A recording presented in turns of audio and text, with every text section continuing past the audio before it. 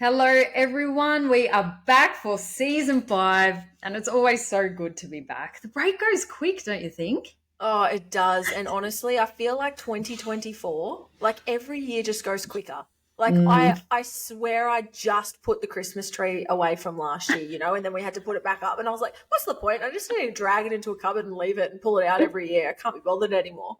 Yeah, we don't even bother, to be honest, because you Oh, blink and I know, we're missing that cute little thing, but like literally up, down, you blink and the year's gone. Does it totally. get any slower? Well, they say that the older we get, the quicker time goes because it's a smaller fraction of our life. So, for example, when we're like 10 years old, a year is like 10% of our life. Right. So Ah, like it feels like a long time, when you're like, oh, it's only like February, like when's holidays, when's school holidays? true. Everything would like we're like, when's lunch? Everything Yeah, would drag. Whereas now I'm like, I feel like I've just started work for the day and then all of a sudden I've worked 12 hours, I and it's know. and so the older we get, right, the quicker time actually feels for us because it's a smaller percentage of our life versus, as I mentioned, like a couple of years back in the day, it was such a significant portion of the life we had already lived. Yeah, that's true. And the amount of things that you and I and, other high achievers put on our plate is ridiculous. And back in December, you posted a funny photo of you start of the year versus the end of the year. And I had like that little Muppet thing with the hair everywhere. And we feel that, Oh, we totally 100%. feel, we embrace that though. We love the fact that we've had a busy year, but then when it does come to that time of the year, December, not only do we say goodbye to the tasks that we had to do, but people's energy, people go wild at the end of the year, and we need to be reframed in January. And that's why we're here. 100%. We're going to talk about, okay, it's January. We're in a fresh year. Don't know how we got here. Mm. 2025. How are we going to set ourselves up for the year ahead? Goal setting, setting the mark for the year ahead and the best strategies to do so, because it can be a bit wishy washy. New year, new me. Is it Mm. a thing? Is it not a thing? We're going to dive into that today. Yes, so important. And honestly, I absolutely love like New Year Better Me. Like goal setting, Nice. like the nice whole sort of annual approach. I love, writing motivation ways when they come. I love transitioning. I love setting new goals. I love, I made my a vision board the other week as Ooh. well, and it's on my screensaver at the moment. Like I love that stuff because I think that we motivation, we can augment it, we can create motivation, we can create drive, we can create purpose in working towards something. And even in coaching, like everything we do centers back to a goal, back to why we're doing what we're doing, back to the targets, back to the actionable habits, or back to the bigger purpose. And there is a sequence for going through this properly. And I think goal setting is just spoken about like I'm just going to set a goal and achieve it, etc. But there Mm. is an optimal way to go about goal setting and doing it correctly, and there's definitely a suboptimal approach, which the majority of people do. And we're going to cover off, some of the common mistakes that a lot of people make when it comes to goal setting. Now, obviously, for Danny and I, like a lot of what we do is obviously in the fitness, health, business sort of realm, but this applies to anything you do, this will be relevant towards. And even like other people in your life, everyone needs to set goals. Anyone that says they don't set goals, I don't know. Like, do you really achieve much, or do you have a good experience of achieving, or do you just Mm. always feel like you're working towards something else? Like I think that sense of achievement is really important. Approaching goal setting like everything else that we do, with strategy, with purpose, with intent, and with a clear system, really important. So that's what we're going to cover off today. Yeah, and it's interesting with goals because you do need that plan and that vision, but then it's a balance between how rigid you make that plan because life Mm, happens. If it's got to do with a monetary goal and you can use data, great, use that for your advantage. But if it's a lifestyle goal, like I want to find a partner this year, or we want to, find a new job or do this, and things that are a bit more not so analytical and data driven, you still need a plan, but it's the balance between the two. How rigid do we need to be versus how flexible do we need to be? So, yeah, mm. there are a few ways to do it. 100%. Strict with your goal, flexible with your approach. We need to be Beautiful. strict with the way where we're going and why we're doing it, and have absolute crystal clarity on the big goal and the small targets and milestones along the way. But we need to have flexibility in the approach to be adaptable, so that when life happens and life is lifing, we know that we can pivot right? And I always like to frame to clients like the goal is not to achieve a goal. The goal is to become the person that can achieve that. And it sounds so cliche about trust the process, etc. But the whole sort of point is to become the person that you want to become. Because if you can focus on your identity and identity-based actions and targets, the outcome is, the goal is the outcome. The goal is just an outcome. The goal is not like, I hope I achieve this. You will achieve it if you do the things. The goal is an outcome, which is what you're speaking to. It's the measurable target, but there's also so much subjective pieces along the way that we need to keep in mind to utilize properly. But completely agree. I just think that a lot of people set goals and they don't put any thought into it, and they don't have any accountability, no plan, no structure, no understanding of what they're actually working towards today to get to that in 6 months' time. And it's no surprise people just go through this big motivation cycle and loop all the time and don't achieve anything. This is the mistakes, Danny. It's number one. Yeah, and people love talking about what they're going to do. Yeah. Oh my God. And not even like with clients and things, but even with friends, they tell the same damn story for years and they've taken zero action. At that point, I don't need to hear your story anymore. Try to help you as much as you can, but some people just love the idea of telling what they're going to do, and they identify with that for their whole life, and they never actually do the thing. 100%. Yeah, so one of the most common things that you and I see, people just set the bar too high. When you get on the phone with a new client who hasn't trained in a year, you ask them, okay, what's a realistic number of days you want in the gym for their new program? I'm going to train 6 days a week. Well, we all know that that's not going to happen, but it's just they feel like they need to go above and beyond, and it's a clean slate now, so they need to just go for the highest tier. And that's one of the most common mistakes there, because it ain't going to happen. Not because that specific goal is unachievable in a sense, but they're not that person, like what you said. They're not the person who can actually get to the gym 6 days a week or needs to get to the gym 6 days a week. They've just picked something that sounds really good and really intense, and they're going to ride that small wave of motivation. Then they're going to quit after a week. We see it all the time. 100%. Like not having any clear understanding of the things they need to do. And honestly, like from a coaching perspective, like we do a lot of goal setting with clients, obviously. And it always comes down to like, where do you want to go? What do you want to achieve? Like maybe there's a certain target that you had in mind. Like you said, maybe it's maybe someone wants to lose 10 kilos, or they want to run a half marathon, or they want to squat, double their body weight. Like maybe they've got it like a target that they can work towards. That's the easy one to set, to be honest. Yeah. There's a lot of other goals that aren't as clear as that, but it's thinking about where do I want to get to? And then in my opinion, unless you've got the experience to back you don't really get to fill in the gaps with the plan. That's where it's actually up to someone else to be like, well, do you need 6 days of training to do that? Because for the majority of time, you can't lead yourself to a place that you haven't been. Right. Yes. So when you've got someone else, like I get that all the time. I'm like, you tell me what you want. I'll tell you, one, if it's realistic, and then two, what we need to do to get there. That's it. That's all you need, right? You tell me what you want. We'll meet in the middle. And sometimes it's a conversation of like, you know what? I think we can set the bar higher than that. I actually think that physically where you're at, habitually where you're at, mentally where you're at, I actually think that you can achieve that in a couple of months or a couple of weeks, whatever the target or goal is, versus sometimes it's actually, that's a big chunk, that's probably going to take you 12 months to achieve. So I want to be realistic because that's a long time to stay motivated. This is what you can achieve over the next 3 months. How does that sound? Because goal setting is just as much about setting the right targets as it is staying motivated, right? Yes. Because you're not going to stay motivated to lose 20 kilos over the next 18 months. You're just not. We need to break it down. And that's why I think having clarity on the targets that you want to reach and also a concrete plan along the way is absolutely vital. It's step number one. Like it's like having a recipe. You can't miss vital ingredients. Like you need all the right ingredients, but more importantly, you need to know what the hell you're baking. Like what are you actually putting in the oven? You're making a cake or cookies? Like it's so different ingredients. Yeah. But I think so many people put the responsibility on themselves to know what all those ingredients should be and the right measurements and metrics along the way. And it's no surprise that people feel so deflated when they get no success.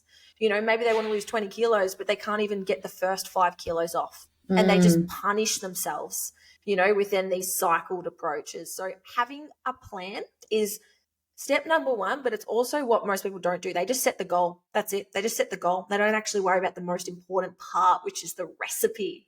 Yeah. And in a world filled with distractions, things are going to be pulling you away from your goals left, right, and center. And unless you do have that clear plan or that clear recipe, you might, you're baking that cake, you look in the fridge, oh, there's some other ingredients. And you open the fridge, it's filled with ingredients, but you get distracted and then you just make the wrong cake. You put vegetables, oh no, you do have nice vegetable cakes, but you pick an ingredient, carrot cake. But when you're trying to make a chocolate cake, you end up getting distracted by the carrots. It's a mess. Don't let life distract you away. Okay. So that clear plan is paramount. 100%. And we've done a lot of podcasts in the past on with some different frameworks around goal setting. I know one that we spoke to a long time ago was like the SMART framework, which most people would have probably heard about. But is it specific? Is it measurable? Is it achievable? Is it relevant? And is it timely? We need to have all these key elements of the recipe in place to know that you've actually got a plan. Like a goal is not a plan. A goal is a wish. Right. So we need to know that the plan is actually how we fill it in. The plan is the thing. If you obsess over the plan and you stick to the plan and you trust the plan, the goal is the outcome of that plan. But I think, a lot of people get lost in this, my goals for the new year are, and as you mentioned, like a goal and just writing down and saying you're going to do something is nothing. Put it into action, because everyone has goals, but the difference between those that achieve their goals and those that don't is that they have a clear, actionable plan that is broken down into tiny little micro steps with lots of different phases to achieve a bigger outcome. Yeah, and it's less overwhelming that way. What do I need to do today? Done. What do I need to do to the next day? Done. And before you know it, you're actually there. It is even from, personal experiences. Like I've tried it. I had vision boards and I still love them all, but I don't try every method all at once. And I found that every year that changes, I have a different way of goal setting and getting to where I want to be. And I have found that in the past where I had placed too much emphasis on the end product, it was way more overwhelming. I still did make a lot of them, but then some I would get to the time frame in which I wrote down, in 12 months, I want to be a WBFF pro or whatever. It used to be that when I was younger. But then you just don't take into account the changes that happen throughout the year, personalities, you have different relationships, you've got different priorities, you become a different person. So maybe that end goal actually wouldn't serve you. But at the time, you liked that idea. So you do need to focus more on smaller frame goals to allow life to happen and to allow your growth, because maybe if I still did want to compete and do all those things, I wouldn't have business goals. I probably wouldn't have a partner now. I wouldn't be able to see family and friends as much. For every goal, there's a compromise. So you need to really tune into the signals that are coming to you internally and externally when you are chasing that goal. And it's okay to change, because sometimes you get to a goal, it sounded nice at the start, you find yourself too far in, it's too late to turn back now. You get to that goal and go, why did I pursue this? Yep. 100%. So you don't want to have too much focus on that end result, because at the time you thought it sounded nice, but to live and breathe it is completely different. Very true. Have you heard of the sunk cost fallacy before? From you, but yes, tell us again, enlighten us. So essentially, when you put a lot of work into something, we can get the sunk cost fallacy because we don't want to quit. We're like, I've already made it this far. A really good example is people that push themselves to finish uni degrees when they're a couple of years in, because they're like, I've already done it, knowing darn well they're not even going to go on and use the qualification or the degree. Sometimes we can have this when we're working towards goals, right? Where it's like, maybe I did want to run a half marathon, or maybe I did want to achieve X, Y, and Z. Maybe I did want to become a WFF pro.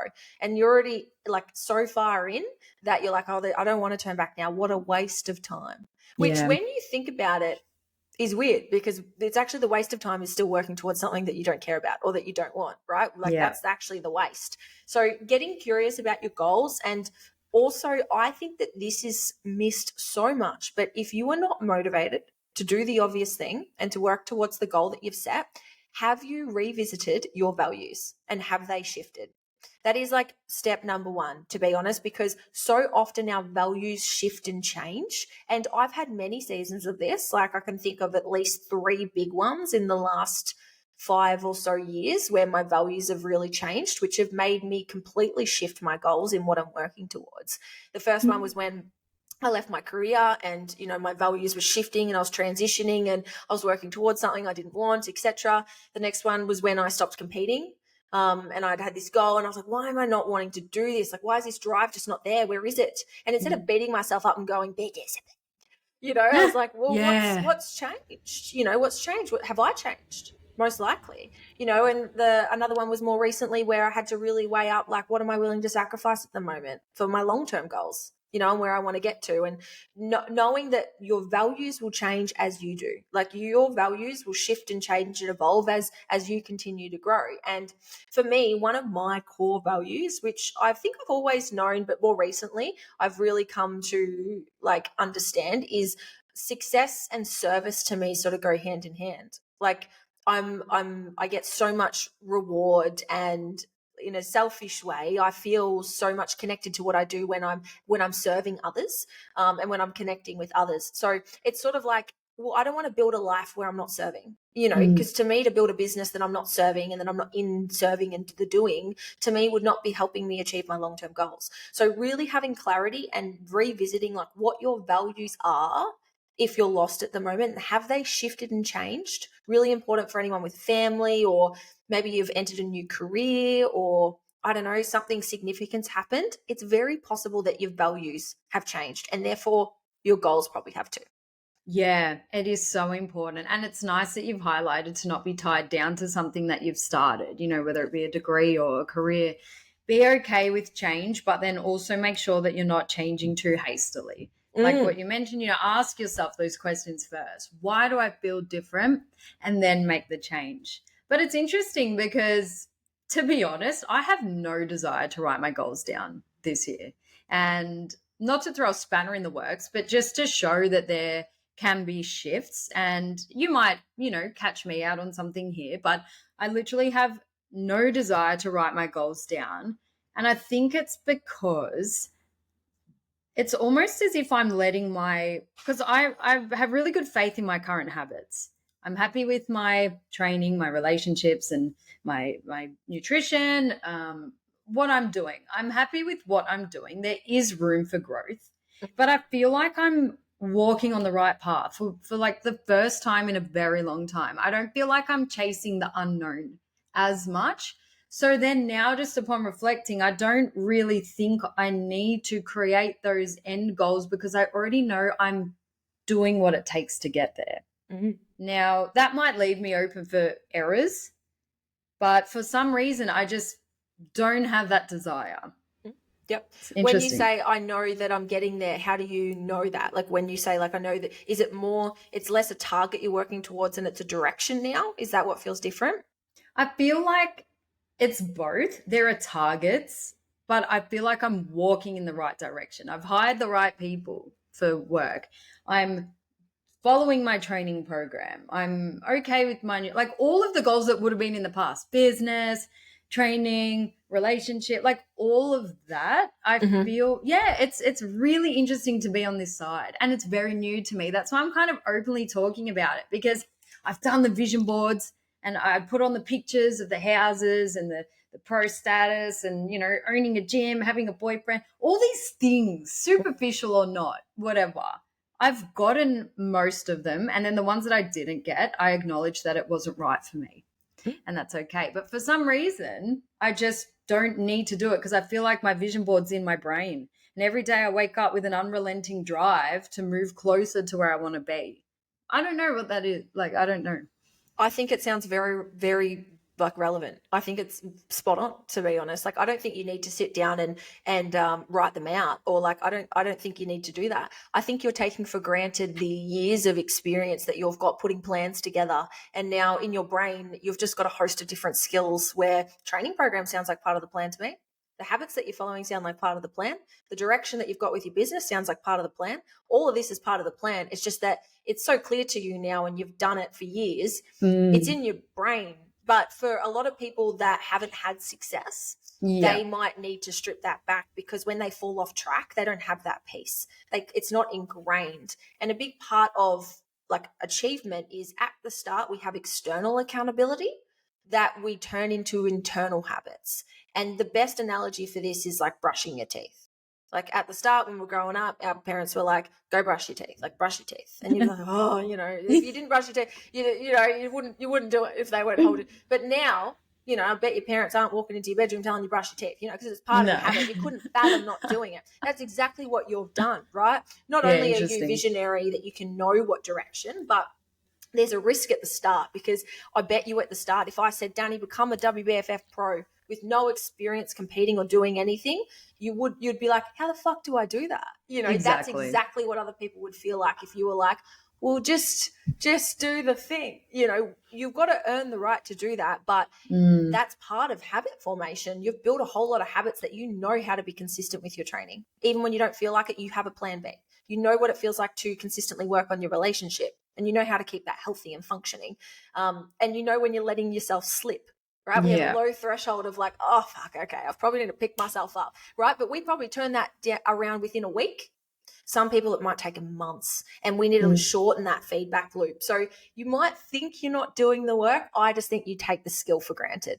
No, thank you. Maybe I need to push myself into something that's like outside of my habits, so then I can write down that plan. I don't know, saving for a house or something like that. Actually, when I think outside the box for something I haven't achieved, like as having a child, well, we know how that happens, but you know what I mean? Like learning the skills to look after a child or save for a house or something outside the box, then I would actually go down and work out finances or work out lifestyle. Yep. So thanks for letting 100%. Me reflect openly on this. No, podcast. Of course. I think it's so relevant, to be honest. I think it's so relevant. I was actually having a similar conversation with like an advanced client more recently, and she was like, oh, this year I've really had to prioritize. Like maybe fitness hasn't been my number one priority because I've only got a top shelf and I can only put so many things on my shelf.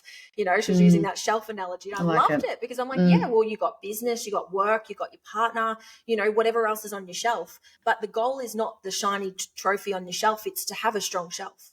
And once you've built that strong shelf, you can move your priorities around. You can be like, you know what, like maybe my training isn't a top priority right now. That doesn't mean I have to go backwards. It means it's on shelf number 2 and I'm maintaining.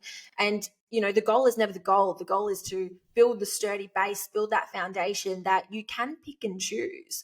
And I just think that, like at the start, whenever you're learning something new, sometimes having the facts and the plan, like you said, the numbers, the targets, it removes a lot of the feeling. Because I'm like, well, how is my budget going? If I was like, how do I feel? Sometimes we have scarcity mindset come in and other sort of parts take over, versus if I'm looking at a spreadsheet being like, I've actually been pretty good this month, and I can do X, Y, and Z. So completely hear what you're saying. I think it's very common, to be honest, when we think in that way. Yeah, well, I suppose it's a point that I'm happy that I've gotten to, I suppose. But no. And it all comes down to habits. It's your habits. And they do become subconscious. Even like learning a new lift, a client would come in, you know what it's like. We're teaching them a new skill. They might sometimes say, oh dear, how am I going to remember these cues, or how am I going to remember this? But then they practice and they practice. It becomes ingrained, and then they're squatting flawlessly, or doing the lift that they used to overthink. And that's the habit formation and the skill practice that, yes, we take for granted sometimes. And a lot of us go into goals not realizing, again, like you really need to work at it and practice at it all the time. If it's a goal that's a stretch, if it's a very easy low-level goal, you'll get it quick, but we want to set goals that stretch us. So that's when the habits do come into it, and you do become that person who's not only worthy of the goal, but then you have the skill set to be able to actually reach that goal. Yeah, absolutely. One of the most humbling experiences for me in the gym more recently has been learning snatches and hang cleans. Ooh, Olympic lifting type. Yeah. Oh, my God. Honestly, I would come home from my session and I'd have to have a nap. Like my brain was so fried from trying to like learn. Like I've never had to move my traps in that trap way. shrug, man. Oh, I'm like, why is this like not doing it? Like literally, I just could not contract my traps. I could not. Like from a whole lifetime of trying to like back and down and not move them. Literally. So now like no like, or like just more plyometrics, and I'm like, my body just doesn't move in this way. It's just not like that. And it's the same thing like whenever we're trying to meal prep for the first time, or whenever we're trying to build consistency. or learn to show up or get up, and not hit snooze. Like whenever we're trying to break old habits or relearn new ones, there's this awkwardness. It's like when you're trying to write with your opposite hand. Like, have you ever Yeah. tried that where you're like, I just can't. Unco. The neural connection is not neuraling. It's not there. So that is the exact same thing. Like when you're trying to do something that is out of routine, that's a pattern interruption, it's going to feel a little bit awkward. But like what we were sort of referring to at the start and what you said there, like your habits are everything. And I think a lot more people are starting to come around to the simplicity, but also the importance of habit formation and how that actually occurs in our body and in our mind. Because it's not just like, simple, I do the thing. Like if you have to think about doing something or put something in place, it's not a habit yet. It's not a Yeah. habit. It's an action, right? So we need to turn actions into automatic habits that we just do on a daily basis, because there's things that are like habit clusters. So meal prep and learning to track your food or squat, right? That's actually a cluster of habits. It's not just one tiny habit. It's a whole cluster. So we have to think about what are all those little steps that break that down. I don't want to overwhelm anyone, but we take a lot of these things for granted. We take it granted just carrying a water bottle with us all the time. We just do it. But like for someone that's new, they might have to actually build that in as a cue and be like, okay, well, fill the water bottle up, put it on the bench, your supplements. I suck with supplements. I have to put them right on the windowsill to remember to take them. Otherwise I forget, because it's not a habit. So I have to use my environment. I have to use cues. I have to use other things around me to make the obvious thing even more obvious. So really understanding that if you're not achieving what you want to achieve, it's not your fault. You're not doing anything wrong. It's just not a habit yet. And that's what you really need to focus on mastering. And you're probably doing too much. Imagine learning the water bottle, the supplements. You're going to learn a new squat now. You're going to learn how to meal prep now. It's overwhelming. As you said, within one habit, there's so many elements that add up to that one habit. You need to focus on that and then reward yourself. I took my drink bottle with me today. Until they're like you and I've got like an anxious attachment to my water bottle now. But that's another podcast. I fucking need my water bottle everywhere I go. And reward yourself. I think people are too dismissive of their achievements, even if it might sound silly, such as I drank enough water today. Reward, give us that dopamine and celebrate that win. And then it gives that feel-good feelings, and you want to keep doing that good habit. That's what it comes down to. Both good and bad habits have dopamine attached, and they're very hard to break once they're ingrained. So let's try and focus on actually the habits that do serve us, and then it becomes just automatic. Yeah, absolutely. And one thing that Danny's referring to there is something called the habit loop. And again, when you understand what makes us tick as humans, you can depersonalize when you might eat the block of chocolate, or like when you might scroll for too long or hit snooze, or, not do the obvious thing. And I'm 100% speaking to all the coaches out there that just feel like they need to be perfect all of the time. Like, we're all humans. We're all going to make mistakes. Like we all crave quick, cheap dopamine hits from time to time, and that's okay. But when we actually have a cue in place, and then we build routines, and then we reward ourselves or reinforce ourselves, that habit loop makes actions become habits. That's why we're all addicted to our phone, to be honest, is like they've mastered that habit loop. But one thing I've tried to do more this year is actually reward myself, because I had someone say to me, like, when you reach this milestone or when you tick this off, like, how are you rewarding yourself? And I was like, what do you mean? Set the new thing just to go in. I'm not, can't bother. Don't have time. No, just want to do things, move. I just, and I was like, no, it's actually part of it. If I want to sustain this level of work and sustain the cadence that I have here, I have to physically reward myself in some way to reinforce to my brain and body that this effort is worth it. And when I don't feel like it and when motivation dries up, I will lean on that to be like, no, it's going to give me that drive. So that's definitely something I've leaned into more. I don't know if that's something that you actively practice, or whether that's something that comes natural to you, is like, when I achieve X and Y, I'm rewarding myself in this way. It's interesting, and I'm very happy to hear that you're rewarding yourself. And I'd love to know, is it material, or is it like what an experience? Like, how do you actually reward yourself? Then I'll answer. I want to know what Cheryl does when she does something awesome. How do we celebrate you?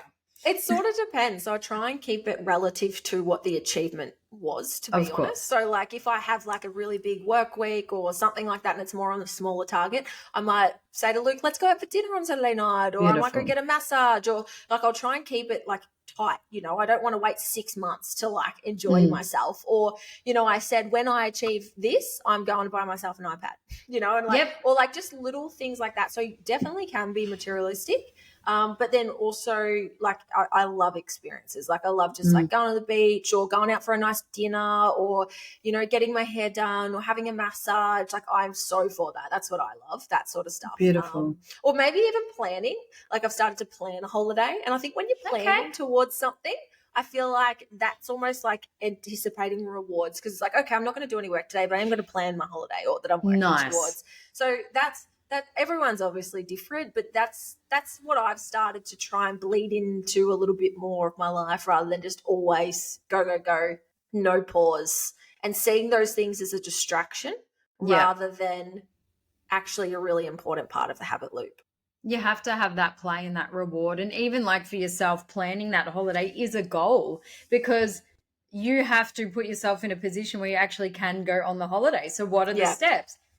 Saving up for the holiday, having time off, making sure the business is okay while I am on holidays. All of these things actually still come into a goal that's not necessarily work, but it's still a goal, and you still need that plan. But I'm definitely good at rewarding myself when I feel deserving of it. Like, Mm. I feel funny when I do something and then I know, like, I just had to do it. It was easy. And someone's like, well done. I still find it very hard to accept that because I go, oh, like, that's nothing, like, whatever. But when I'm genuinely proud of something that I've done, I'm pretty good at it. I think Mm. I've learned this through Paul because I've been able to stare into someone who doesn't really celebrate or didn't. He's much better now, but he never really used to recognize where he was, and he would get stressed and like burnt out and keep looking forward and was like in fight or flight. And I go, that's cooked. We need to slow down. You poor thing. I feel you. I feel for you. We need to start celebrating wins. And even something as simple, if he's in, focus mode and something cool happens, I might stop and give him a hug or a kiss or a high Oh, five. that's I go, fun. fuck yeah, high five. Like just to snap out and go, actually, we did something awesome, or you did something so good. So Yeah. it can even be as small as a gesture or a word, or just to break that person. I'm Mm. talking for someone else now, just to break them out of the forward thinking, have to keep moving. Yeah. It does help if someone else, and now he says it on his own, like, I'm proud of this, and we'll That's never nice. be content. And he still normally finishes it off by saying, I'm not content. I'm like, it's fine, don't worry, we can, more's gonna come. Don't wreck it. Don't wreck it. It's fine. It's all good, but we're just going to celebrate this now and acknowledge that we did something that challenged us and we got there in the end.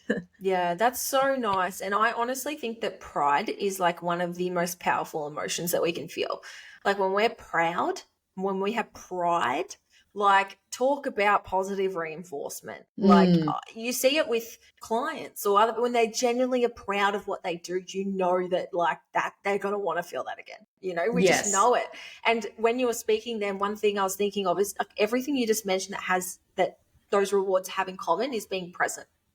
Like, how do you get Yes. yourself and someone to slow down and just have a high five and just sit in the moment and just like sit in it, or go out for dinner and just sit in it, like, and just Yep. sit in it rather than sometimes we're so good at always forward thinking and planning and what's next, that what's next mentality. We're on that sort of constant hamster wheel of life where Yeah. there's always more. That, like you said, is exhausting. And the more you achieve, the bigger your goals get in the grand scheme of things. Mm-hmm.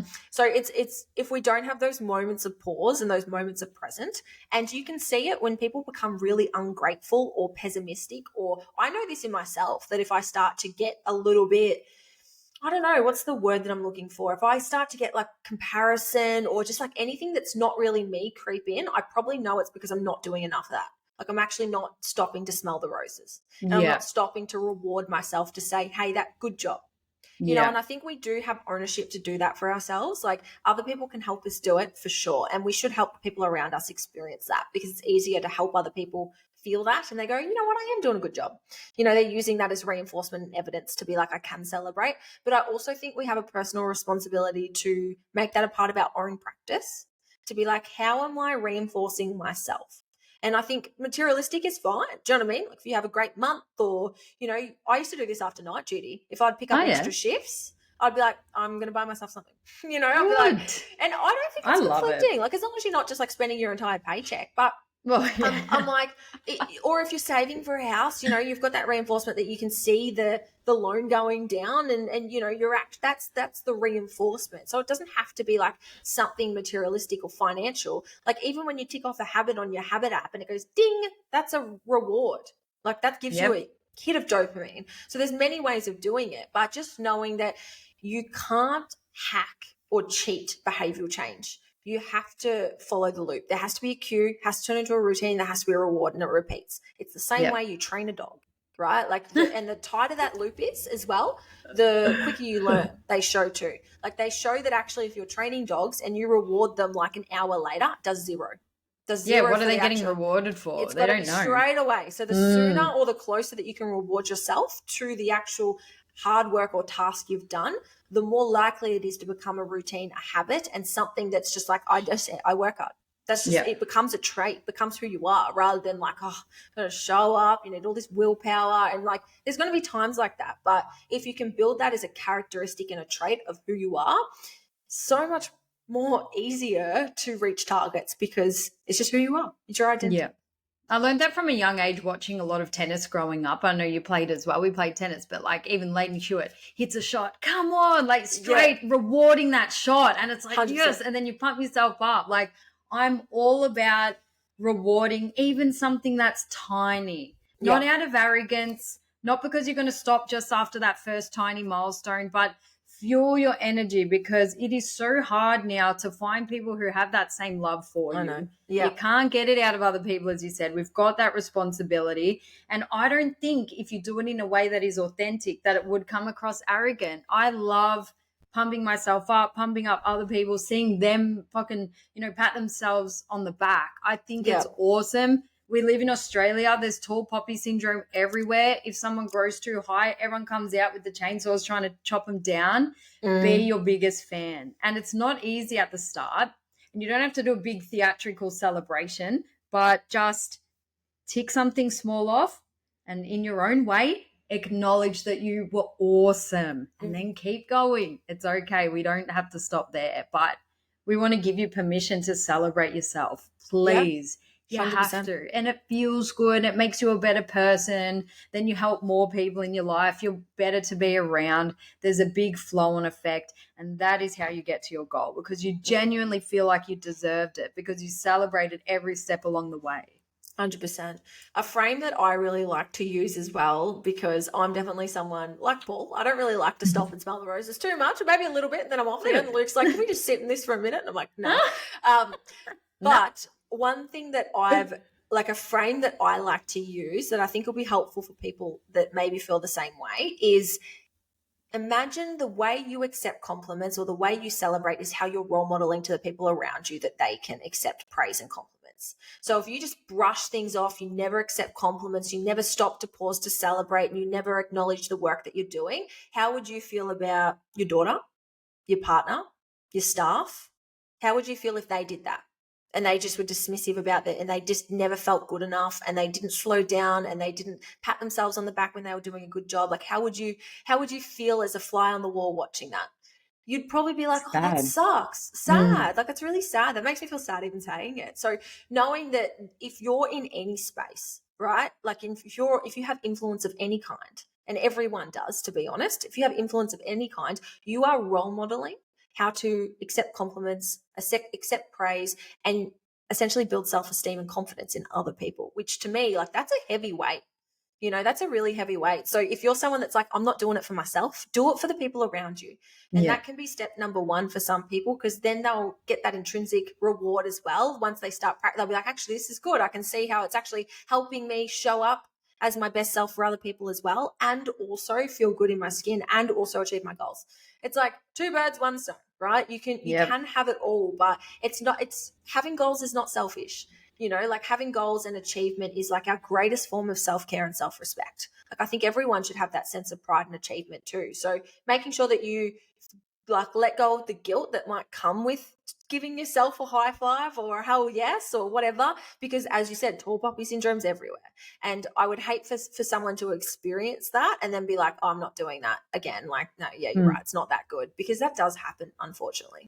Yeah, the only lessons I've taken from being, tall poppy syndrome is realizing that I shared my goals to the wrong people, Mm, because there's a small amount of people that are actually going to be happy for you in their life and in your life. And I was listening to Simon Sinek doing an interview, and he said, true friends aren't the ones you can call when you're stuck.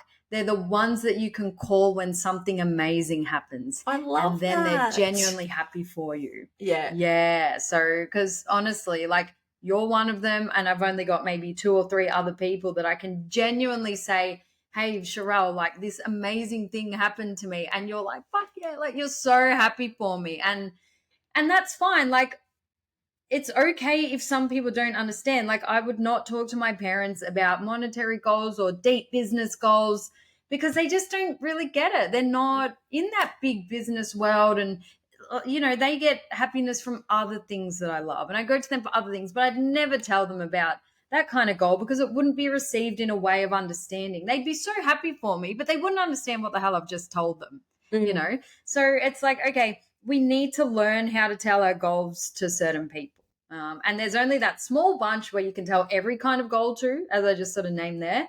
But then dilute the conversations that you have with people. It's 100%. very important, and then you don't start to have that self doubt, because negative energy is way more contagious than positive energy. If Mhm. someone around us is trying to, or indirectly trying to tear us down, we do subconsciously take it on if that person's important to us. Mhm. So just be mindful to not tell everything to everyone. Not everyone's going to be cheering for you.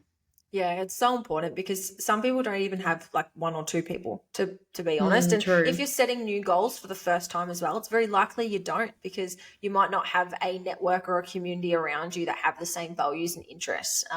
So sometimes it can be best to protect your energy, but then that celebration for yourself becomes even more important until you build the Yeah. confidence to maybe put it out there and start networking and finding your people as well that you can share that collective celebration with. It is really important because yes, that reinforcement comes from ourselves, but it also comes from other people.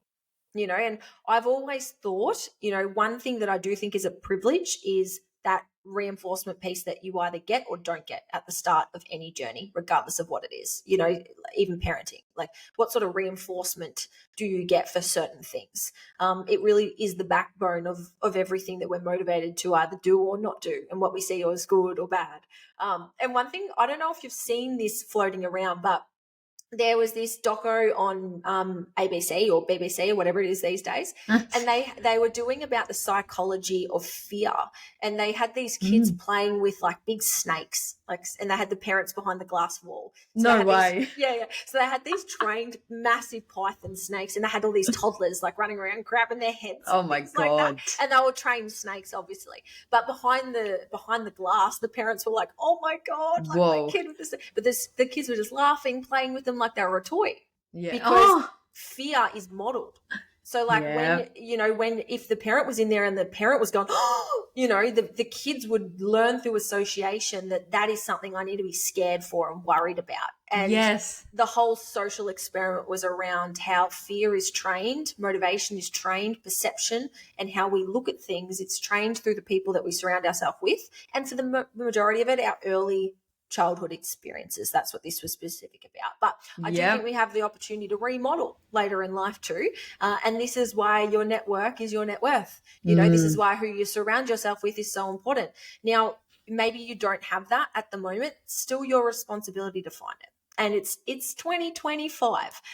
We can absolutely do that, right? We've got online communities everywhere. You've got, networks. You've got like friendship apps. It's just it's Literally. endless, right? So it's still our responsibility to put ourselves out there and be like, you know what, I'm worthy of these goals. I'm worthy of other people that have the same values and the same shared vision as me, and I'm going to friggin' find them. Like, I just think you Mhm. can do. It's what we did. Right. I was Yep. like, I have no friends. Hey Danny, can I come to Sydney with you? You know, like sometimes you've got to put yourself out there to find those people, to have that as a privilege as well. Yeah, absolutely. It takes effort. And then how the successful people do it, or how do you successfully get to your goal? Know that it's going to get hard. It is going to get hard. And you need to make that decision. Do I give up or do I keep going? And as Mhm. much as your body and your mind, everything, people around you might be telling you to give up, that is a pivotal point, because in that point of extreme discomfort, you're not only going to learn about the situation, but how you handle these situations, who you are as a person, the actions that you need to take to get out of the hardships. Because anyone can reach a goal if it's easy. Anyone. It is not rewarding that way. Mhm. That hardship that is going to make or break you, and you might feel you're at rock bottom, that is the turning point that really matters and solidifies how you go for the rest of achieving that goal. You know, Yeah. you make those drastic changes, and we all look back in hindsight on a difficult time in our life and say, that sucked at the time, but I'm glad it happened because XYZ. Mhm. Hindsight. So just stick in those difficult situations. Ask for help if you need to. Change your strategy, take ownership, and try to move forward. Look, there are some instances where you can't, and that's fine. Maybe the goal wasn't for you, but just people are giving up too easily. Mhm. They're giving up. I mean, do you have those feelings, Sherelle, where something feels really hard and you're like, oh my goodness, like, how am I in this situation type thing?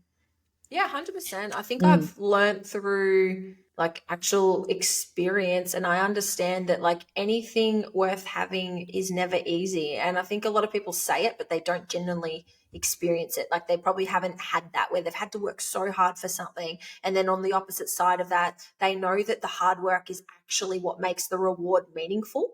yeah, And I think this is like the harder I work for something, the more I can celebrate for doing the work to get the thing.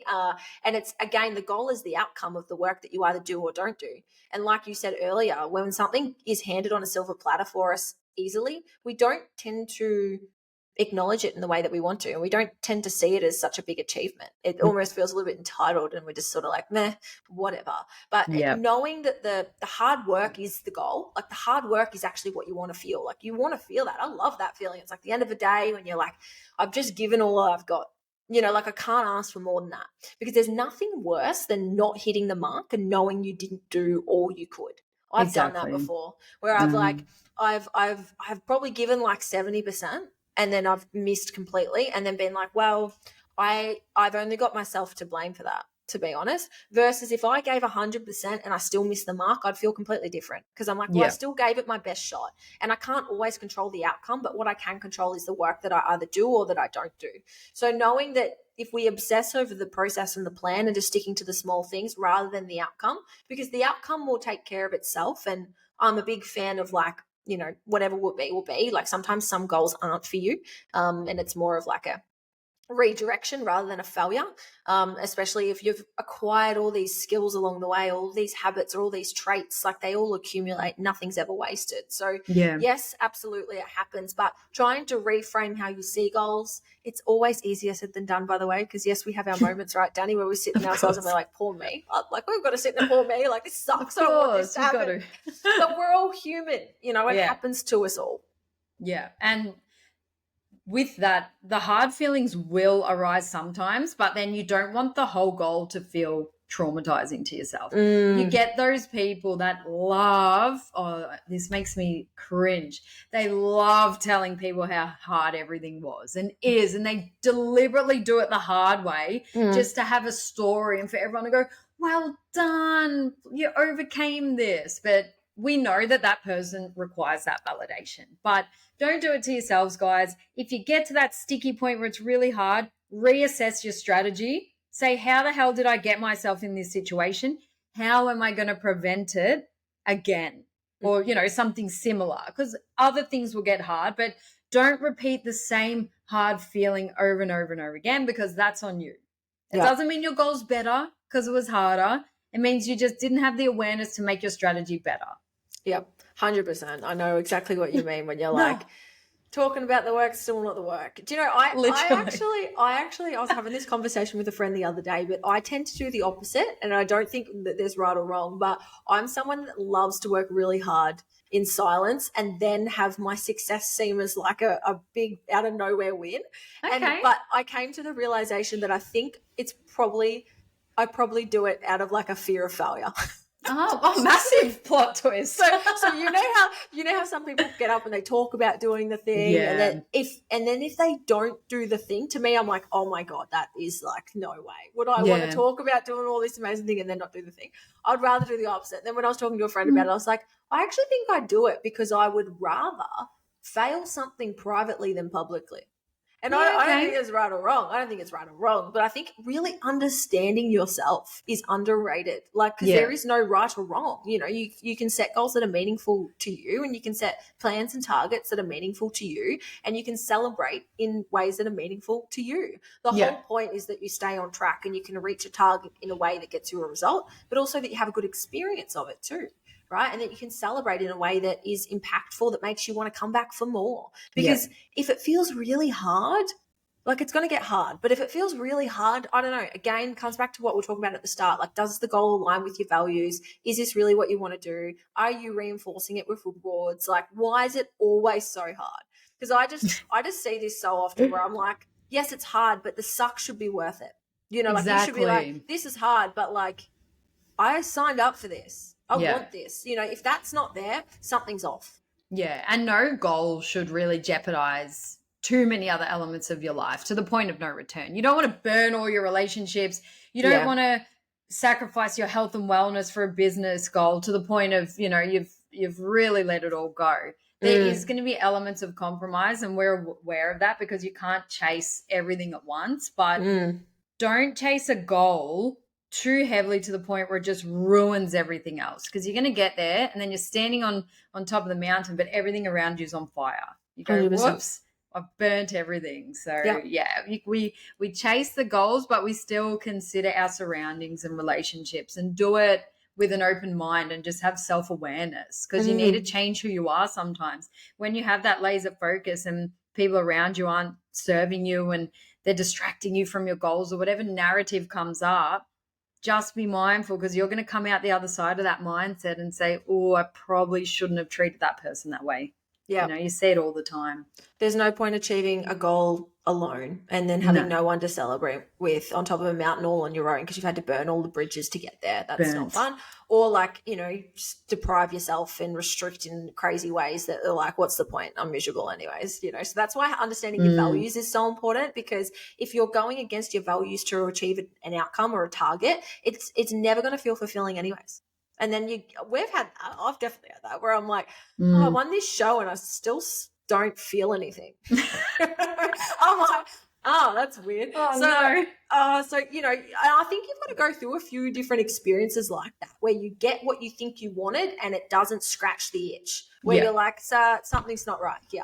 And we learn through that, you know, and that's everything around achieving the right goals. Absolutely.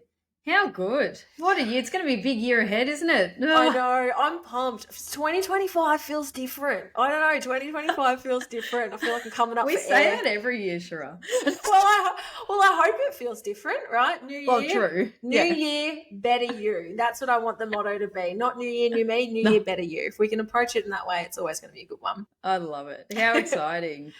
Well, thank you everyone for tuning in. We hope that this gave you a little bit of a taster around like goal setting and just some different approaches on how to approach setting the right goals, because everyone sets goals. Everyone sets goals, but how people do it and the process they follow and the mistakes they either make or learn from, that's what actually makes it successful or not, because the outcome doesn't really dictate the success of a goal. It doesn't.